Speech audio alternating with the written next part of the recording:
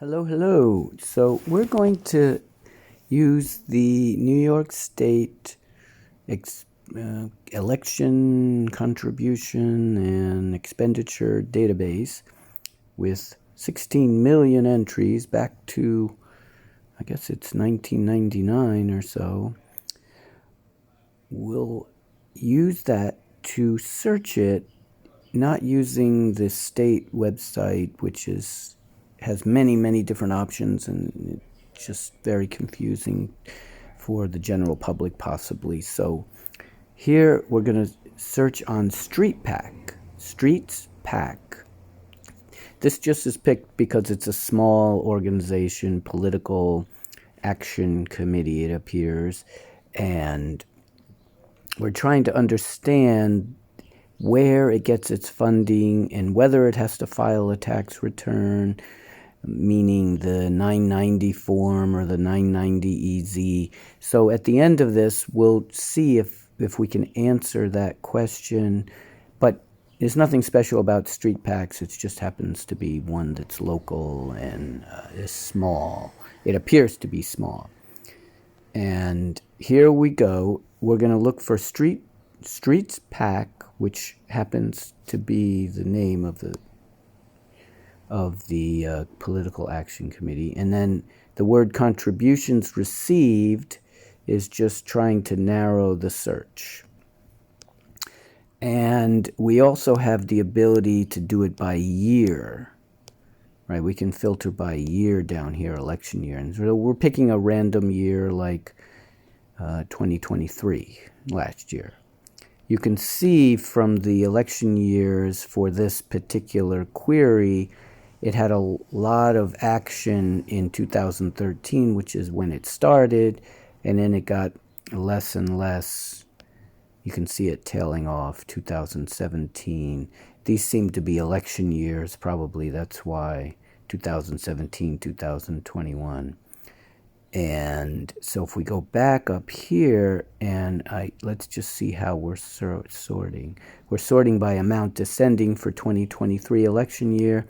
And we see $10,000 goes to the PAC from some organization, Peter Frischhoff and Steve Vaccaro. If we look up these people, one of them we happen to know is part of the board of directors. But the question is, does this have to file a nonprofit tax return, like the 990? Can you search in our friend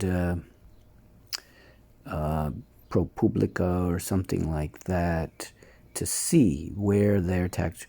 Now, this is an example of a PAC, it appears. It says it's designated as a 501c4, and it is filing. You can find it in ProPublica here, J Street, nonprofit, to get rid of this. And it's in the millions, its revenue, right? But if you search for something like Street PACs,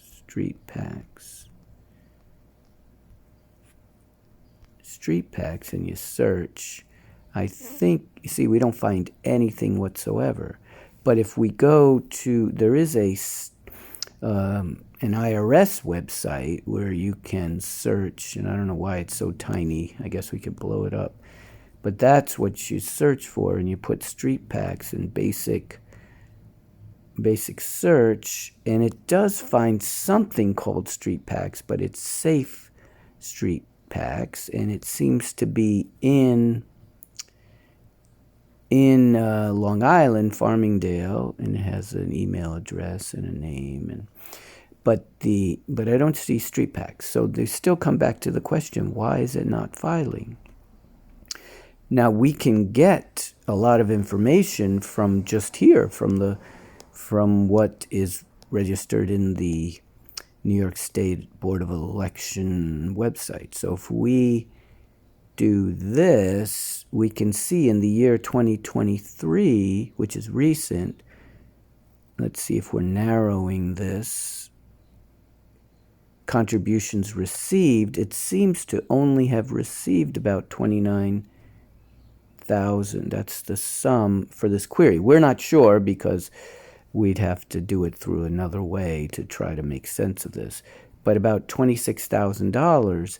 Now, the question is for that year, if we move it to a year where they had much more, right? If we get rid of this, if we don't narrow it, then we see that over the years, it's received about $400,000, over $400,000. The average, the maximum was $45,000 right here, and the average is around $800. So it's not getting small contributions, it's getting pretty large, right? Now, if we do this, actually, we can see the big ones that started this whole thing off. Actually, amount descending should show, that seems like a big one. Ah, look at that. So it's showing that someone along the line contributed in 2020 another $45,000. It even gives the names of these people. They're probably board members. This whole thing is created by people, and so if we look up, let's just see, because I'm fairly sure when it started, it got these big contributions too. So is there anything narrowing? I guess I should show that. If there's any, let's just do date descending. And, but we're putting contributions received, so let's get rid of that. Actually, let's just put that back in. Street PAC, right? And date descending, Street PAC. And amount descending. Oh, so these contributions were not right in the beginning. There was a whole bunch of them in the beginning because this thing was created around, if you look down here, it was created around here, 2013. It looks like it started getting, so if we look at that year, it got something from this person, Aaron Suskin, right? And it's probably kind of how it was started, right? And another 5,000 from Alex Lloyd, but then somewhere along the line, if we introduce 5,000, maybe there was some in-kind. Yeah, I don't know what these spoke cards are. Street PAC. It had something to do with de Blasio too. Street PAC, de Blasio, laminated spoke cards. I'm not going to even ask what that means. So it looks like if we take this off and we go back to amount descending, Street PAC. Yeah, so these large amounts came in 2020. But it looks like, let's narrow to 2020 since it got $45,000 in that year. Right, so let's narrow to that year. It'd be good to show the 2020, right? You would think that in that year, yeah, see, it should have filed something because it looks like the contributions were over $149,000. It appears, but maybe I'm not narrowing it enough. Let's just see. Contribution. Yeah, maybe it's not true. Contribution receipts. So you can actually just copy from here. Receipts or received? Okay, so received. We just take this type. We can actually make that a facet too if we want. So we can just paste that here. Let's just see. It just got over the limit 100. Because it seems as if there is a law that says here, they're only required to file, it seems like, these, is this even tax-exempt organization, political organization. So at least they mention that here, political organization, and whose annual gross receipts are more than $25,000 or more annual gross receipts. But I don't know what that means. What is a gross receipt? Okay, so qualified state, see, this is a difference. State or local committees, are only required if they have more than 100,000. So that's an issue then, because we'd have to find out when this law was passed, but it appears from here maybe this is more than 100,000. So they should have filed something in that year, in 2019. It appears, right, just from the information here. All right, so that is what you can do from here. Now, I'd like to show that it's not, if you search here, yeah, I already showed it doesn't seem to show up here where I think it should. And then if we go back and look for an EIN number and things like that, it's even hard to find the EIN number for this Street PACs. Yeah, see, you can't even, just gives a phone number. I'm sure if you call them and you ask them, they're going to say, why do you want that? You know, like country, and look at this. There's something called Section 527 political action. This is very confusing. Even Google can't find this stuff. But that is a question. This can be done for anything. So you can put in anything here, like, but it is interesting. Contributions received. Let's see. We're narrowing. So this is showing about 4 million.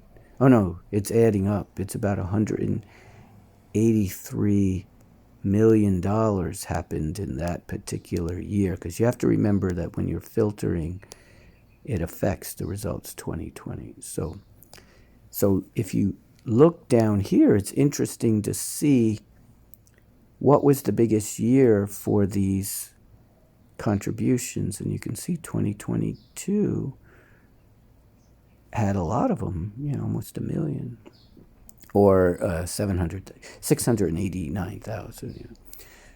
And then there's a lot of contributions at $100. This is very interesting, contributions received. So then you can put in anything here, like what would be a good one? Let's see, tax.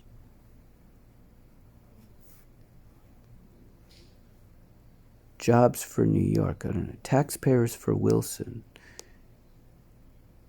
Yeah. Who is taxpayers for Wilson? That must be an upstate thing. So you can put in anything you're interested in. Any names, anything. But it usually makes more sense if it has to do with a campaign. I'm just putting in some that I know happened recently. Huntley. I guess these committees don't have to file a 990, right? There seems to be different types of committees. There seems to be a candidate committee and then a political action committee. So if you are we narrowing this? 123. I think we are narrowing this. Maybe not. So election year, yeah, we're not. So you can see that this just appeared, 2023, and then 2024, they got 2,000. So in the beginning, it had to do with this. I'm just picking another random. In this case, it's catching Ian Huntley as a contributor. So he contributed to $60 to $10 to the New Kings Democrats. Anyway, this is interesting. The reason why some of these small political action committees don't file these 990 forms is because they are too small according to themselves. Yeah. Brendan, yeah, special.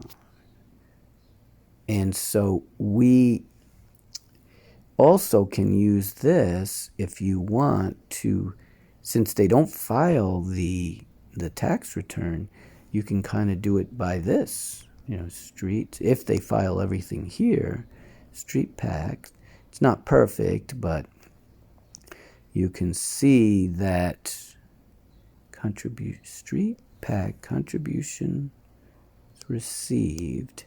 You would think, oh, this must be narrowing to some year. Yeah, so let's get rid of that. And then we can see $400,000 is over the years. And then you can also go down and maybe pick the biggest year to see what their amount was. See, look at that. It's about $56,000 for that first year, so that's when they're starting. And then if you go back, and then you go back here, we know already that this year, I think 2021 was their biggest year, I think. No, I guess it was a different year because we had just done that. I think maybe it was 2023. No, I forget what year. Maybe it was 2020. One of these years. Yeah, see, it was 2020. Their sum, according to their own filings, is $102,000, which means they should file. I guess they should file from then on. Peace out. If you have any questions about your taxpayer money going to these campaigns, then please search yourself. There'll be links down if you want to search. And the nice thing about this is it's all shareable. You can take the link itself and just share it with someone else. Peace out.